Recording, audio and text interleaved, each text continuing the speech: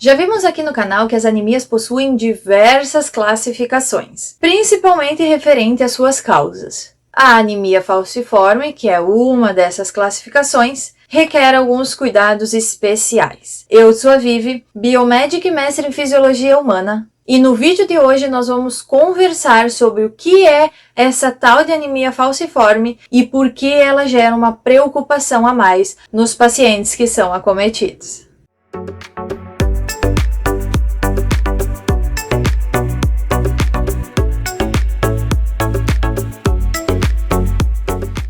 E aí, pessoal, espero que estejam todos bem, espero que vocês estejam gostando dos assuntos que estão sendo abordados aqui nos vídeos do canal. Mais um vídeo hoje sobre anemia, tem muito assunto legal, tanto sobre anemia quanto outros assuntos da saúde aqui no canal. Então, se você é novo aqui no canal, esse é o primeiro vídeo que você está tendo contato aqui no canal, não esquece de se inscrever, seja bem-vindo e clica no sininho para receber todas as notificações de vídeo novo que vai aqui no canal. Fique mais ligadinho aqui conosco. Muito bem. A anemia falciforme, ela recebe esse nome porque ocorre uma alteração, uma falsização, nós dizemos, das hemácias, né? A nossa hemácia, ela é mais redondinha, o seu meio, ela é mais côncava e na anemia falciforme, essa alteração faz ela se tornar uma hemácia em forma de foice. E isso é visto em microscópio nos laboratórios. Por isso, nome, foice falciforme.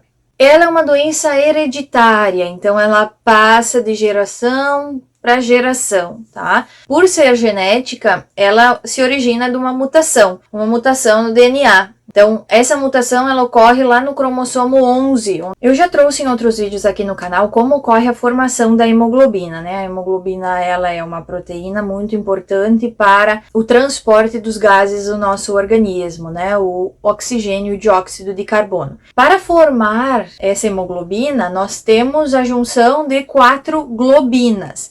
2 globinas beta, 2 globinas alfa. Ocorre uma mutação nas globinas beta, que quando vão se unir, as globinas alfa vão formar uma hemoglobina denominada hemoglobina S. Aí vocês podem estar pensando, tá, mas é só isso que acontece? Não, essa hemoglobina S, ela possui uma possibilidade maior de atração, formando polímeros de hemoglobina S. Esses polímeros, eles vão se formando, vão se alongando, e aí ao invés de deixar a hemácia redondinha como ela deveria ser, vai alterando essa forma da hemácia. Ela acaba ficando rígida e frágil quando ela forma essa foice. E é agora que então começam os problemas, as preocupações para o paciente que é acometido por esse quadro. Eu vou agora explicar aqui em tópicos essas preocupações que o quadro gera no paciente, que eu acredito que vai ficar mais fácil o entendimento. Primeiro ponto, então, que é preocupante, que causa e alguns dos sintomas também desses pacientes, é que os polímeros de hemoglobina S, essas ligações que elas fazem entre si,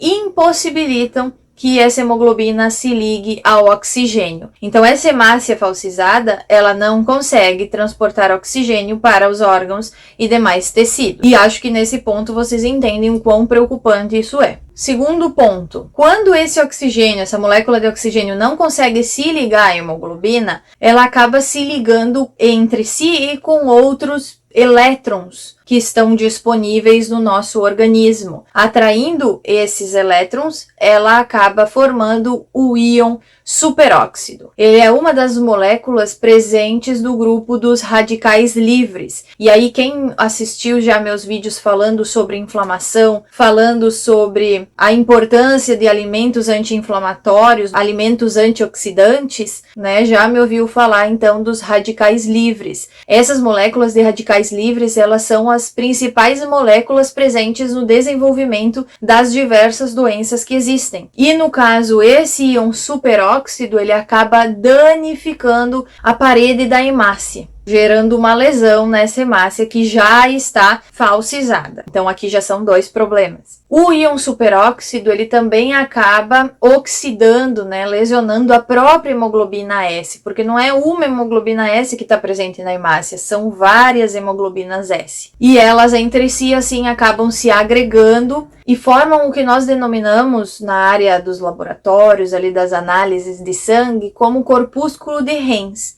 que são vistas a microscópio, mas isso só a critério de curiosidade mesmo. Quarto ponto, e esse é um dos pontos que acaba afetando o paciente diretamente, porque os que eu falei até agora, o paciente não sente que está acontecendo. A partir desse que eu vou falar agora, o paciente começa a sentir. O que é? Bloqueio de vasos sanguíneos. A hemácia normal, ela consegue passar pelos nossos vasos, até os mais finos, né, os de calibre menor. Já a hemácia falsizada, ela em algum ponto de algum vaso com calibre menor, ela pode bloquear esse vaso, porque ela não possui o tamanho e a forma correta para circular livremente no nosso organismo. Então, bloqueando a passagem de sangue ali, o sangue não flui mais para a região após esse vaso, e aí acaba inchando, né? Acaba o quê? Ocasionando edema e inchaço nessa região. Com a presença dessas hemácias falsizadas, nós podemos comentar o quinto ponto, que é o aumento de macrófagos, né?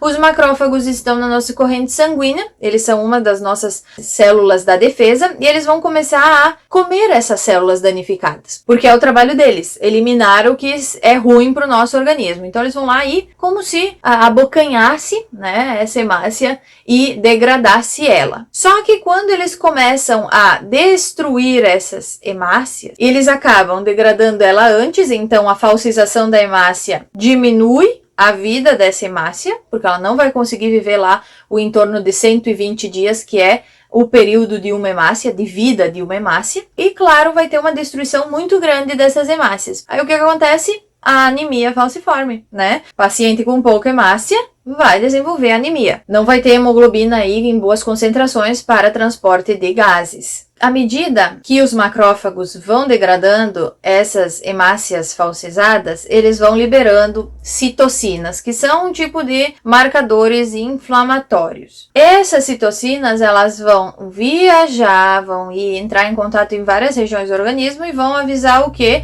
precisa alterar algumas situações fisiológicas, como aumentar batimento cardíaco, aumentar pressão arterial, aumentar a frequência respiratória, alterar o metabolismo, eleva a temperatura e gera dor em certas localidades. Então aqui nesse sexto ponto eu já posso comentar para vocês que esses são os sintomas de um paciente com anemia falciforme. E é muito importante lembrar que existem pacientes, né, existem pessoas que vão ser só portadoras do traço falcêmico. Elas não vão desenvolver a falsização das hemácias, então elas não vão ter toda essa alteração, mas elas podem passar para os seus filhos, para os seus netos, enfim, porque a descendência dessa pessoa vai ter o traço falcêmico e pode acabar desenvolvendo a doença em si da anemia falciforme. Mas eu posso gravar um outro vídeo falando apenas sobre o traço falcêmico. Então, o que sempre espero é que o vídeo tenha sido interessante, tenha agregado conhecimentos. E não deixa de curtir, não deixa de compartilhar esse vídeo, que é importante que muitas pessoas saibam sobre esses sintomas, sobre essa realidade, porque essa anemia, ela é hereditária, ela é genética,